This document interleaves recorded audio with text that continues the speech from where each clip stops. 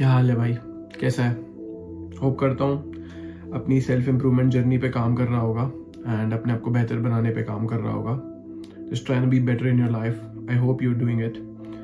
आज की वीडियो का टॉपिक है हार्ट ब्रेक, या अगर तू हार्ट ब्रोकन है, तेरा दिल टूटा हुआ है, या कभी ना कभी तो टूटा ही होगा तेरा दिल। इतना तो मुझे भी पता है क्योंकि मेरा भी टूटा है, राइट? ये वीडियो तेरे लिए है specially, and by the end of this video मैं 100% श्योरिटी लेता हूँ कि तेरी आंखें खुल जाएंगी एंड तू देख पाएगा जो मैं देख पा रहा हूँ। हार्ट ब्रेक को तू एक नेगेटिव पॉइंट ऑफ व्यू से नहीं देखेगा, हार्ट ब्रेक को देखेगा तू एक अपॉर्चुनिटी के पॉइंट ऑफ व्यू से, एक न्यू पाथ के पॉइंट ऑफ व्यू से, जो कि तेरे को लीड करेगा तेरे तक, जो तेरे को बनाएगा एक बढ़िया इंसान, एक अच्छा इंसान।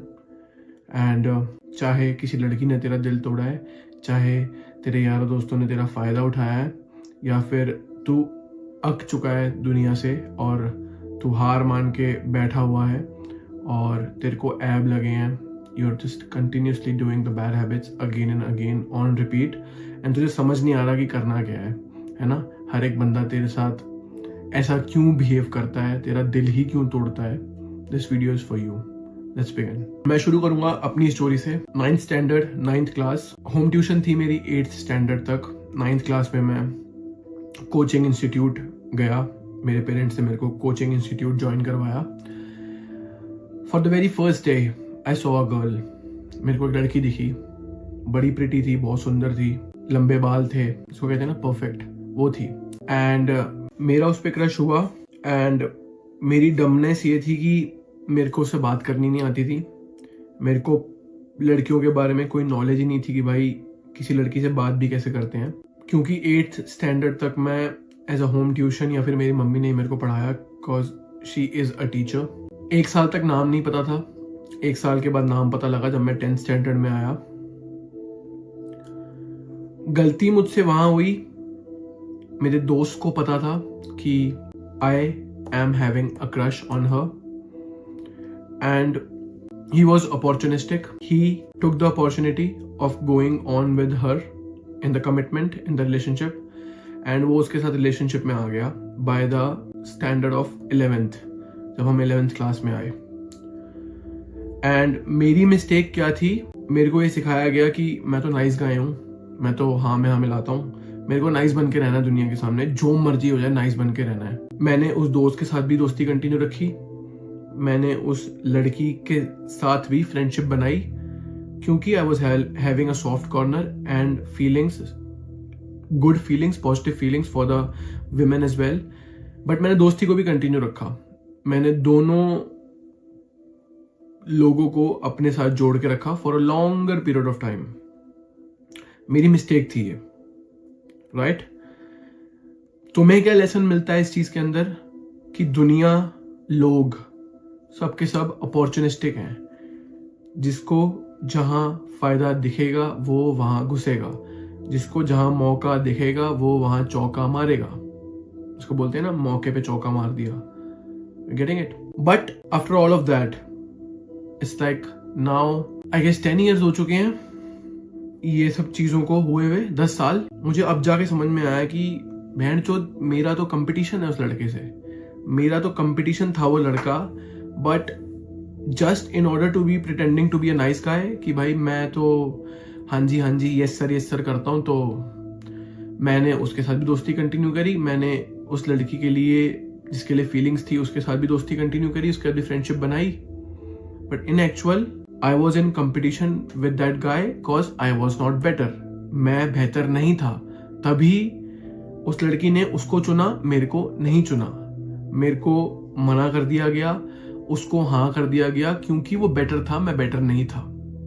ये चीज तुम अपने मन में बिठा लो। अगर तुम्हारा ब्रेकअप हुआ है, तुम्हारा किसी ने दिल तोड़ा है, तुम्हारी दोस्ती ने तुम्हें छोड़ा है, इट मीन्स कमी उनमें नहीं है ब्रो, कमी तेरे अंदर है, प्रॉब्लम तेरे अंदर है। वो कैसे है मैं एक्सप्लेन करूंगा।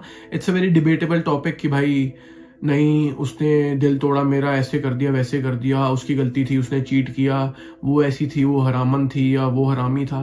Fuck all that bullshit bro. तेरी जिंदगी है, तेरे फैसले हैं, तेरा मन है, तेरी फीलिंग्स हैं, तेरे सोच हैं, तेरे विचार हैं। तेरे एक्शंस हैं, तेरे डिसीजंस हैं, और फिर तेरे ही रिजल्ट्स हैं, तेरे ही आउटकम्स हैं, तेरे ही कंक्लूजन्स हैं, तेरे ही कॉन्सिक्वेंसेज हैं, सब कुछ तेरा ही है ब्रो, क्योंकि जिंदगी तेरी है, क्योंकि तू है। एंड मैं ये ऑन रिपीट पे करता रहा। जब मैं यहाँ पे आया न्यूजीलैंड, मैंने इंडिया छोड़ दिया, मैंने दिल्ली छोड़ दी, बट लोग नहीं छोड़े जिनकी सेम मेंटेलिटी थी इंडिया वाली।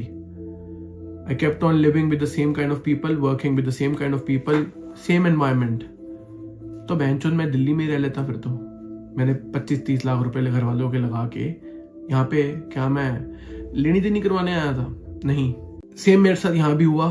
दोस्तों यारों ने भाई दिल तोड़ा, लड़की थी उसने दिल तोड़ा, ये हुआ वो हुआ, मैं अक गया था भाई।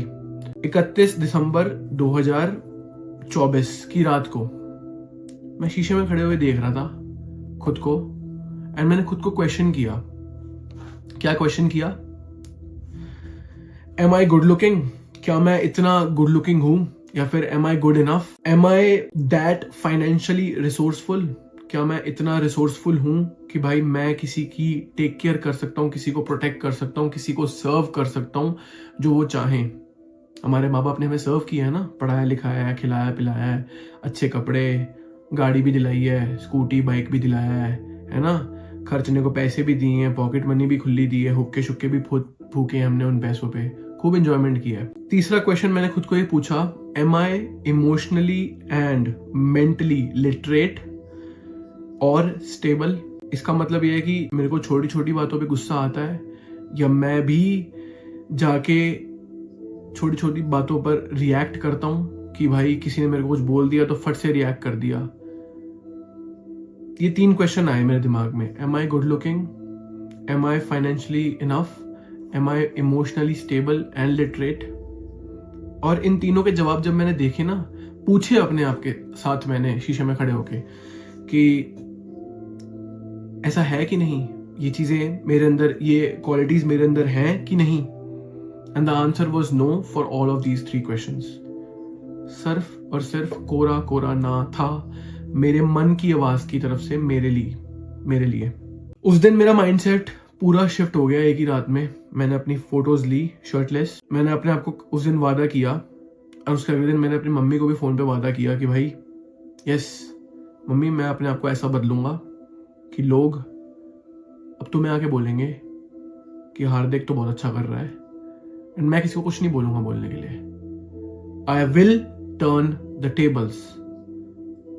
हाँ, मैं भी सक्सेसफुल नहीं हुआ हूँगा, किसी के लिए रिजल्ट्स मैटर करते होंगे, मेरे पास अभी वो ऑटोनॉमी नहीं है, इकोनॉमिकली मैं शायद इतना ज्यादा स्ट्रांग नहीं हूं, बट मेंटली,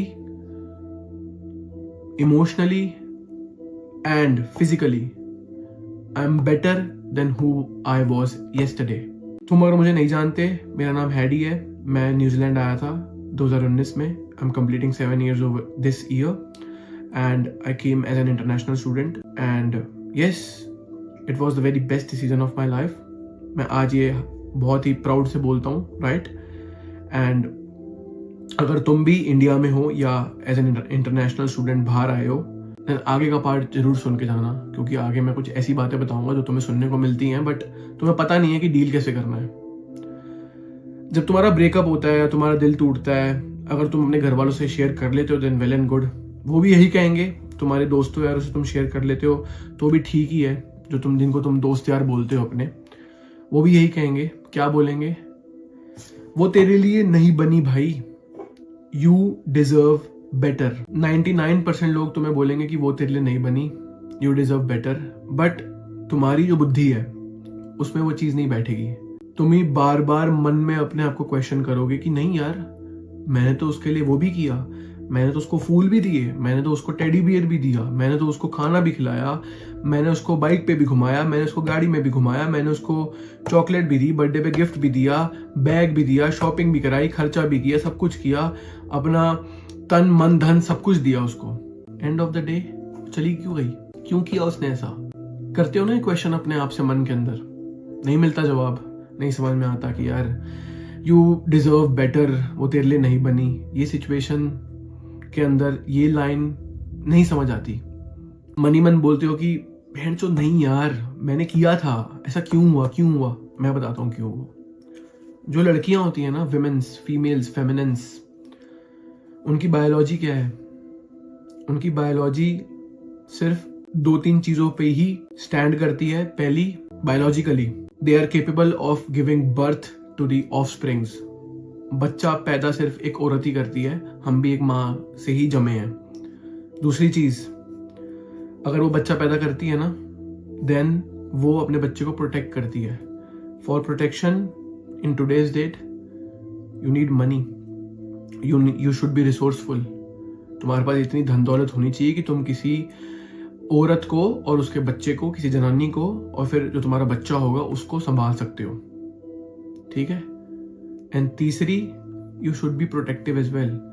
उन्हें एक स्ट्रॉन्ग बंदा चाहिए, एक छोटी छोटी बातों पर रिएक्ट करने वाली जनानी नहीं चाहिए एक मर्द के रूप में, कि छोटी छोटी बातों पे गुस्सा आ जाए और औरतों की तरह तुम रिएक्शन देने लग जाओ। क्योंकि एक औरत को औरत नहीं चाहिए भाई, एक औरत को एक आदमी चाहिए, एक बंदा चाहिए। क्या तुम वो बंदे हो? ये क्वेश्चन मैंने अपने आप से किया जब मुझे लॉजिकली समझ में आया कि हाँ यार, औरत है, बच्चा पैदा करेगी, बच्चे को प्रोटेक्शन के लिए पैसा चाहिए, खुद की प्रोटेक्शन के लिए भी उसको एक बंदा चाहिए जो स्ट्रांग हो, फिजिकली भी और मेंटली भी, जिसको दुनिया से बचा सके। क्योंकि केओस का लेवल दुनिया के अंदर दिन ब दिन बढ़ ही रहा है, कम नहीं हो रहा। और हमारे जैसे लोग जो सेल्फ इंप्रूवमेंट पे हैं, जो कुछ बदलाव लेके आना चाहते हैं, उनकी मात्रा अभी भी कम है। But we are stacking up, we are doing good and I am proud कि मेरे पास ऐसे दोस्त हैं आज की डेट में। मैं हमेशा जिस लड़की से मेरा ब्रेकअप हुआ है, जिस लड़की को मैं चाहता था, जिस पे मेरा क्रश था, मैंने हमेशा सामने वाले को कोसा। मैंने हमेशा उस लड़की को कोसा कि तूने मेरे साथ ऐसा क्यों किया, मन ही मन कोसा। जिस पे मेरा क्रश था उसे मन ही मन कोसा। जो मेरी गर्लफ्रेंड थी उसको मैंने इन पर्सन कोसा कि भाई क्यों किया ऐसा।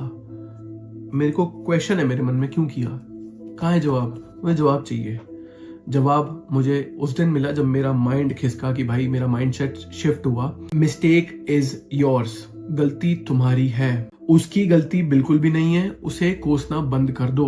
अगर तुम किसी लड़की को कोस रहे हो अपनी जिंदगी के अंदर कि भाई तू मुझे छोड़ के गई है, that means she found a better human being and you were not capable to be able to protect her और प्रोवाइड फॉर हर और इमोशनली स्टेबल फॉर हर।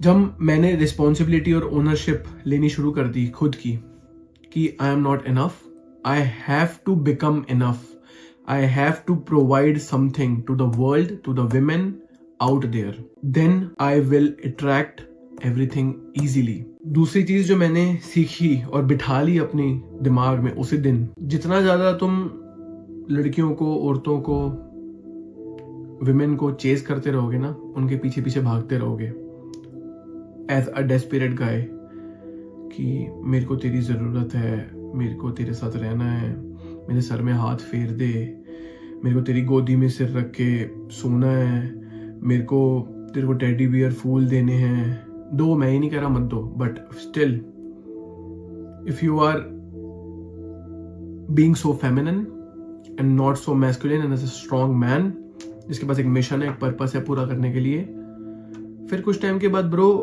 वो छोड़ ही देगी तुम्हें।